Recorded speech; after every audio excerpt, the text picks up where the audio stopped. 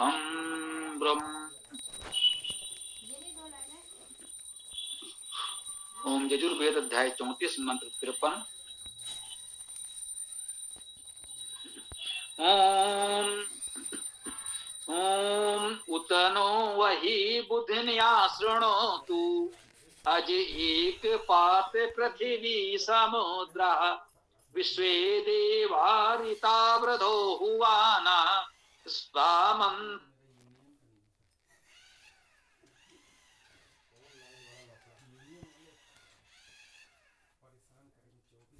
ये अव्यय उत होता है, होता है, वो सामान्यता उपसर्ग के रूप में कहा जाता है। उसमें ता अस्वर या हलंत है। उसका अर्थ हम लोग उत्कृष्ट उच्च आदि के रूप में करते हैं। ये उता ता स्वर सहित है। इसका अर्थ तथा के अर्थ में या यूं कहें कि खड़ी बोली में जैसे हम लोग कहते हैं और राम और श्याम, तो इस और के अर्थ में आता है उत वेद में। ये वैदिक अव्यय ही कह लें, लोक में तो इसका प्रयोग सामान्यता नहीं दिखता, हो सकता है कहीं हो, तो वेद में तो बहुत मिलता है। उत नो, नो हमारे लिए, हमको, अहि। अब अहि शब्द को देखें दो प्रकार से अर्थ कर सकते हैं। अय धातु का अर्थ है व्याप्त होना, व्यापक होना, व्यापना।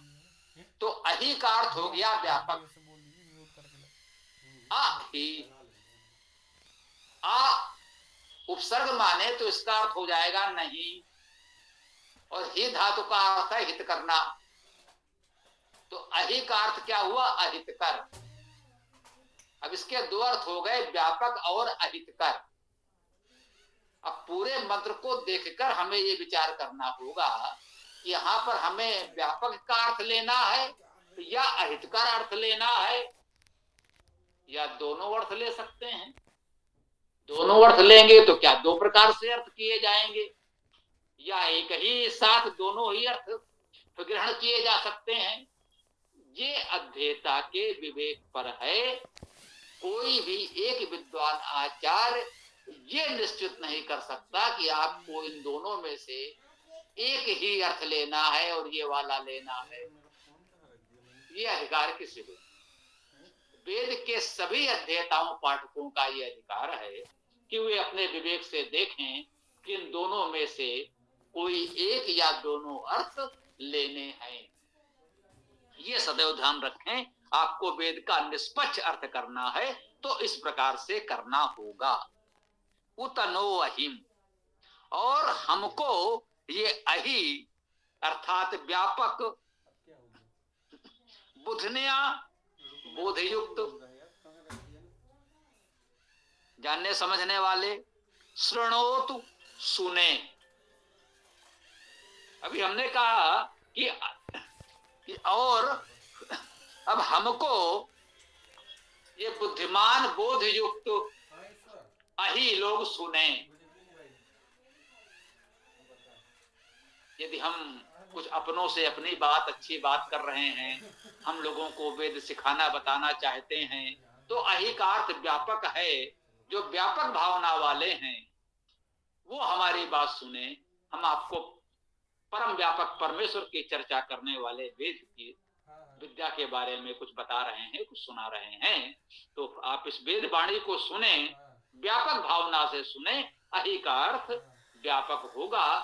और यदि अब आगे देखना होगा, अभी आगे का अर्थ मैंने नहीं किया, मान लीजिए अभी आगे नहीं पता क्या लिखा है, एक पंक्ति है, तो अहि का अर्थ कैसे आगे, यदि दुष्टों को चुनौती दी जा रही हो कि सुन लीजिए, अब आपका भला नहीं होगा, तो जब दुष्टों को चुनौती देने का भाव हो, उनको चेतावनी देने का भाव हो कि अब ये दुष्टता आपकी सहन नहीं की जाएगी, इस प्रकार का भाव हो।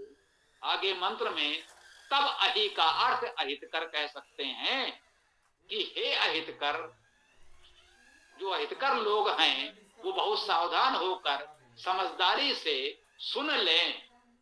अब आगे क्या है उसके अनुसार इसका अर्थ तय होगा। देखिए आगे क्या है। अज एक पात पृथ्वी समुद्रा, अज के भी दो अर्थ होंगे, इसी प्रकार से होंगे। अज धातु का अर्थ है गति करना, प्रक्षेपण करना। तो हे गतिशील प्रगतिशील प्रक्षेपण करने वाले, अज का ये अर्थ भी ग्रहण कर लीजिए। और आ नहीं, तो क्या जन धातु से जन्म लेना, ऐसा होता है जब ये जन इसमें जुड़ा तो ना पंचम वर्ण है और वो भी हलंत है तो उसका लोप हो गया, तो ऐसा बहुधा होता। यहां धातु सीधे सीधे जुड़ गई, प्रत्यय का लोप हुआ और उसके उसना का भी लोप हो गया, क्योंकि पहले से कुछ इसमें आ गया है ना, तो एक प्रातिपदिक वो बन गया। तो अज, अज का अर्थ हो गया आ नहीं, जन जन्म होना, अजन्मा। अज का अर्थ हो गया अजन्मा, जिसका जन्म नहीं होता, जिसका अभी तक जन्म ही नहीं हुआ उसे भी अज कह सकते हैं, और जिसका कभी जन्म नहीं होता जो अजन्मा है उस परमेश्वर को भी हम अज कहते हैं। ठीक। अज एक पाद, एक पाद एक पाद एक पद वाला, ऐसा अर्थ बहुतों ने किया होगा। बहुधा ऐसा अर्थ कर दिया जाता है, जो ठीक है, अशुद्ध नहीं है, असत्य नहीं है। पद चलना और दा का ता हो जाना सामान्य बात है। एक पात या एक पाद एक ही बात है, एक पद वाला, एक चरण वाला, एक पद अर्थात पदक वाला, एक विभूति, एक भूषण वाला, आभूषण वाले, तो ये भी अर्थ है। अब देखिए जो आगे शब्द आ रहे हैं वे सब बहुत व्यापक अर्थों में सामान्यतः परमेश्वर के लिए आ रहे हैं, तो जान लीजिए कि अहि का अर्थ व्यापक ही होगा, वो परमेश्वर अहितकर तो हो ही नहीं सकता। इससे निश्चित हो रहा है कि अहि का अर्थ यहां पर हम व्यापक ही ग्रहण करेंगे, अहितकर तो ग्रहण करते नहीं दिख रहे। आज एक पाद पृथ्वी, पृथ्वी का शाब्दिक अर्थ है विस्तृत, धातु का अर्थ है विस्तार होना, विस्तार करना। हमारे जीवन के लिए पृथ्वी बहुत विस्तृत है, इस विस्तृत भूमि को पृथ्वी नाम दिया गया। तो योगरूढ़ अर्थ में ये पृथ्वी, ये भूमि है जिस पर हमारा निवास है, ये पृथ्वी ग्रह है, आकाशीय पिंड है।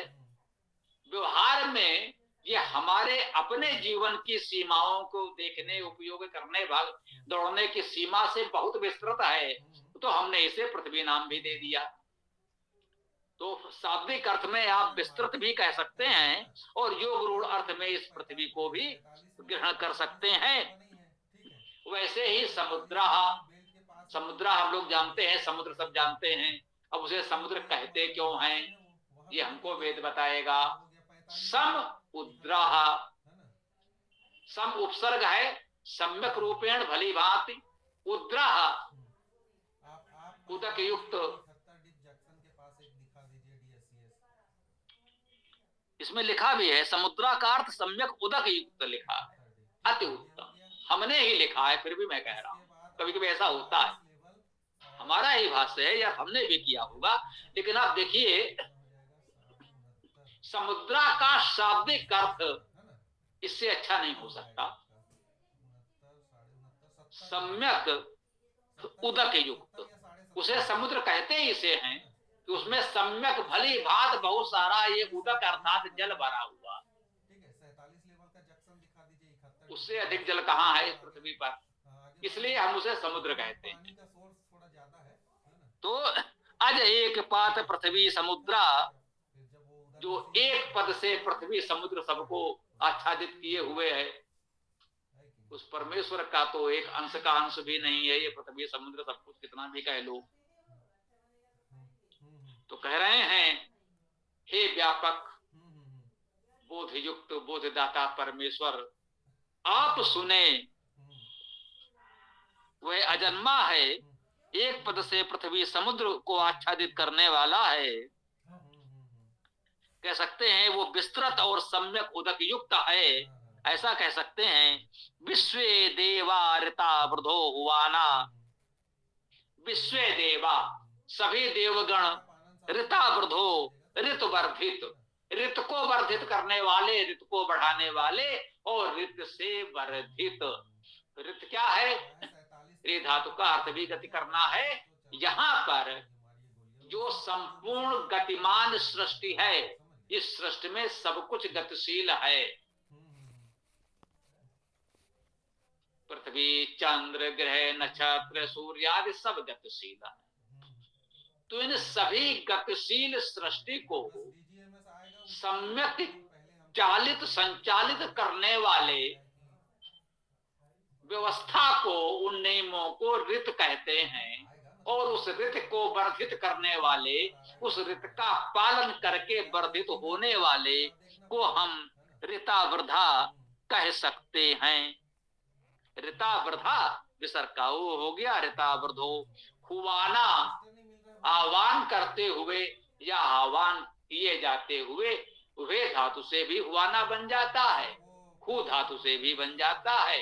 हु का अर्थ दान करना, आदान प्रदान करना, आह्वान करना, वे धातु का भी है, तो वो सब एक ही है।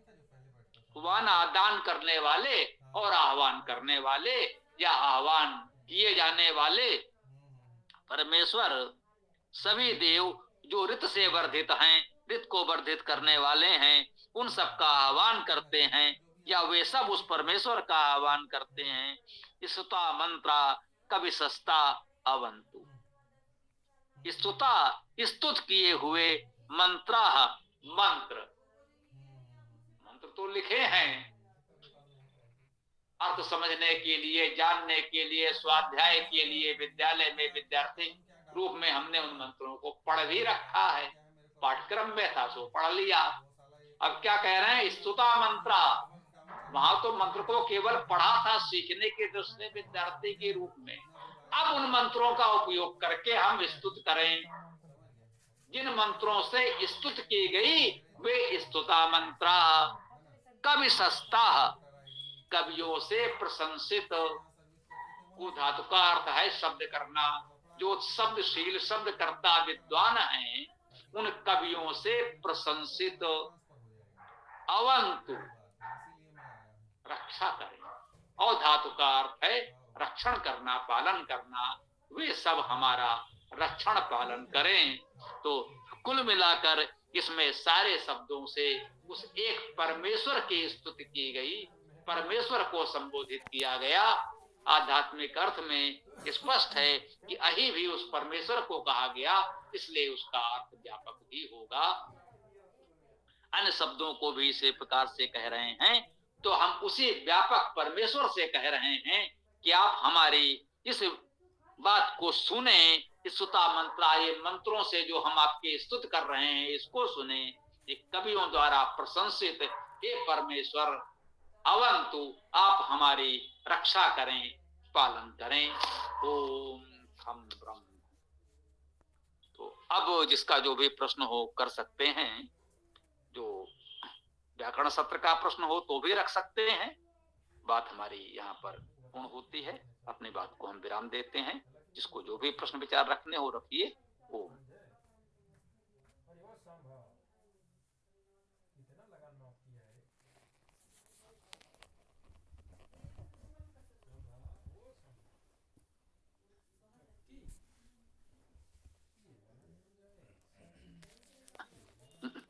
जी, किसी को कुछ नहीं कहना है तो फिर समापन किया जाए।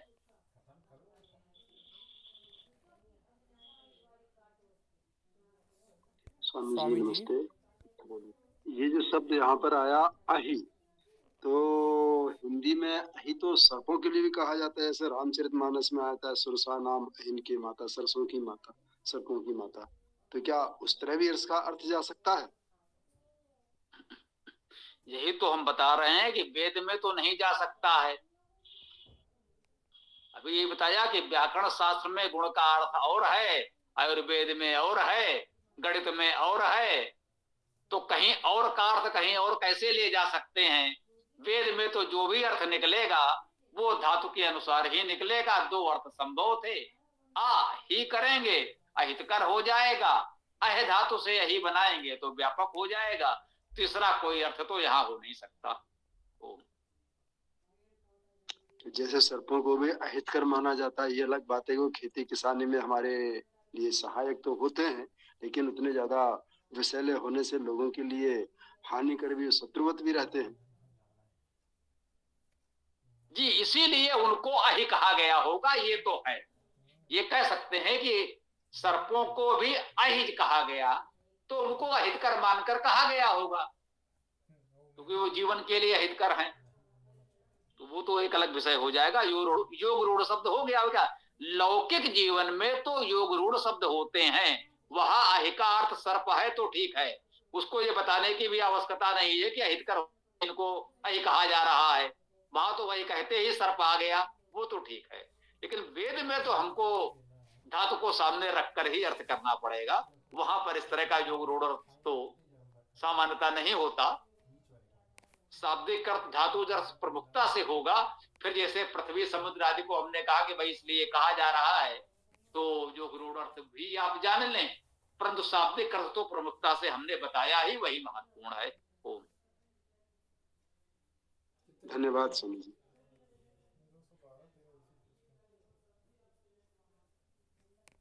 स्वामी जी, एक शब्द है वेद में दिवैन सात। जो दिवैन सात शब्द है, ये किन दो शब्दों से बना है और इसका अर्थ क्या होता है स्वामी जी?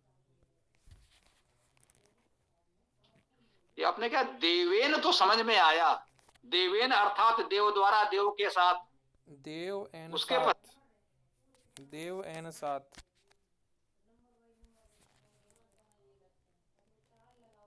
ये कहाँ है जरा दिखा देना हमको, उसको भेज देना तो देख पाएंगे। हो सकता है बोलने सुनने में उतना स्पष्ट नहीं हो रहा होगा। जी स्वामी ठीक है, जी, बाद में बता देंगे जी। धन्यवाद स्वामी जी। तो भेज देना, लिखा हुआ आ जाएगा तो देख लेंगे तो समझ में आ जाएगा।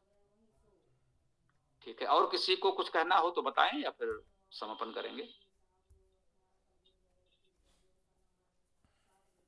हाँ सीताराम जी बोलिए। जी हरी जी, आपका माइक कल की कक्षा में भी थोड़ा व्यवधान कर रहा था, तो आज भी 2 बार मैंने उन्हें बंद किया आपके माइक को। बाद में समस्या समझ में आई तो आपको कक्षा से निकाल दिया। तो आप ध्यान दीजिएगा इस चीज पर, क्योंकि व्यवधान आता है तो समस्या आती है।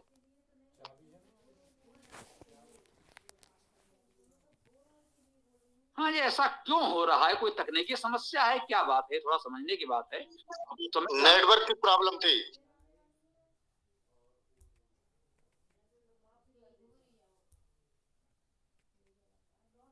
नेटवर्क की वजह से हरी जी माइक नहीं खुलता। ये तो संभवतः मतलब आपसे कोई वो क्लिक हो रहा होगा, कुछ हो रहा होगा तभी खुलता है। नेटवर्क से माइक नहीं खुलता। कोई और कमी रही होगी टेक्निकल, अभी तो मैं चलिए, कुछ रहा होगा, प्रयास करें आगे से जो संभव हो ध्यान रखें। हरि जी स्वयं ध्यान रखें, और ये तकनीकी कारणों से वहां से नहीं हो पा रहा है तो फिर आप लोग देख लें जो संभव है। कल तो वास्तव में लगा था, आज तो उतना जैसे आप लोगों ने ध्यान दिया तो उतनी समस्या नहीं आई, लेकिन कल तो वास्तव में काफी व्यवधान हुआ। और चलिए, जो भी है हो गया। यथासंभव सभी लोग ध्यान रखें तो उसको संभाला जा सकता है, कोई बड़ी बात नहीं है। तो आज की कक्षा को हम यहाँ विराम देते हैं। कल इस वेद कक्षा में सायंकाल हम लोग पुनः मिलेंगे। ओम स्वस्ति, ओम नमस्ते, ओम खम ब्रह्म, ओम खम ब्रह्म।